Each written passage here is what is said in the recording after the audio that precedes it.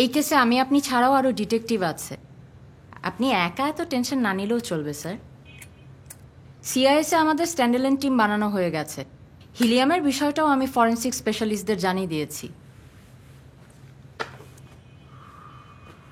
কিন্তু অনেক সময় হয় না, ওই যে গোয়েন্দা গল্পগুলোতে দেখা যায় প্রায় গোয়েন্দা ভুল অপরাধীকে গ্রেপ্তার করে, তারপর যখন ভুলটা বুঝতে পারে, কেসটা কন্টিনিউ করতে চায়, তখন ওর সুপিরিয়র ওকে আটকিয়ে দেয়, রাগারাগিও করে, অনেক সময় সাসপেনশনও হয়ে যায়। আমি গোয়েন্দা গল্পের বই পড়ি না স্যার। কি? গল্পের বইই তেমন পড়ি না, নন ফিকশন পড়তাম। ট্রেনিংয়ের সময় ডয়েল ক্রিস্টি এগুলো পড়তে হয়েছে, আর তেমন কিছু না। অ্যাকচুয়ালি আমার ফ্যামিলি পড়াশোনার ব্যাপারে অনেক স্ট্রিক্ট তো স্যার। আর বই পড়া যাবে না, ফিল্ম দেখা যাবে না। টেলিভিশন দেখতাম, কিন্তু এখন তো কেউই দেখে না। তাহলে তো আপনি আমার উপর সিম্প্যাথেটিক হতে পারবেন না। আপনি যেমনটা বলছেন স্যার, যদি সেটাও হয়, আমরা কিন্তু খুবই স্ট্রং একজন ক্যান্ডিডেটকে অ্যারেস্ট করেছি। ডেপুটি স্যার আপনাকে ইচ্ছা করে আটকানোর চেষ্টা করছে এমন না। আপনাকে তো ডেথ থ্রেট দেওয়া হয়েছিল, সো কেসটা সিআইএসএ ট্রান্সফার হবে, এটাই তো প্রোটোকল।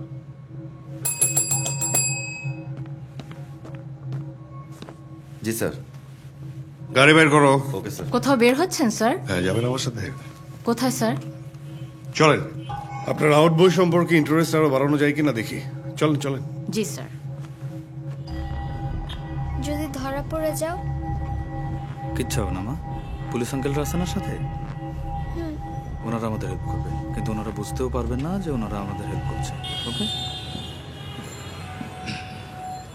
Hello, yes sir. আমি কাজী চৌধুরী, ডিবি গুলশান।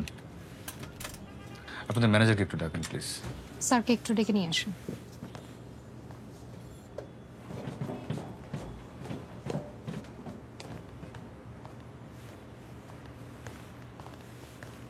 আসসালামু আলাইকুম, আমি জাফর স্যার, এখানকার ম্যানেজার।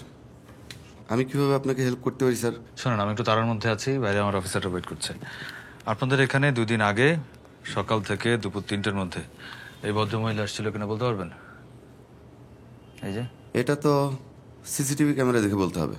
আচ্ছা, ওনাকে গুলশানের ওই ম্যামের মতো লাগছে না? কার মতো? উনি মেবি আমাদের এখানকার রেগুলার কাস্টমার। আমাদের গুলশানের যে ব্রাঞ্চটা আছে ওখান থেকে উনি শপিং করেন, এখানেও প্রায় আসেন। মেম্বারশিপ কার্ড আছে ওনার।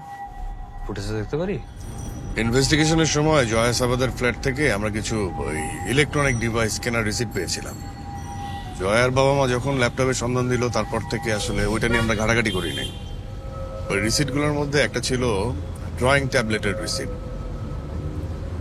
আমি সাবার মাকে ফোন করেছিলাম। সাবার আসলে আঁকাআঁকি নিয়ে কোনো ফ্যাসিনেশন নাই, মানে কোনোদিন ছিলও না। আর এদিকে নিলয় বাবাজি আঁকাআঁকি করতে খুব পছন্দ করেন। So there is a very good chance সাবাই নিলয়কে ট্যাবলেটটা গিফট করেছে। এক্স্যাক্টলি। কিন্তু ওই ট্যাবলেটের লোকেশন ট্রেস করার জন্য ওইটা ওয়াইফাই সাথে কানেক্ট হওয়া লাগবে। কানেক্ট করা হয়েছে স্যার? 20 মিনিট আগে আমরা তো ওই লোকেশনেই যাচ্ছি। কিন্তু আপনাদের আইটি ইউনিটে তো কিছু জানান নাই স্যার, লোকেশন বের করে দিল কে? Yes, she is the one. আমি বলছিলাম না, অনেকগুলো শপিং ব্যাগ ছিল। তাহলে ঠিকই গেস করেছিলাম স্যার, ওনার নাম কবরী জান্নাত, গুলশানে থাকেন। ওকে, বাসার ঠিকানাটা পাওয়া যাবে? দেয়া যাবে স্যার। একটু লিখে দিন প্লিজ। শোনেন, আপনারা ওকে ডিরেক্ট বাসায় দিয়ে আসবেন। Okay? Good luck Amlan Milford.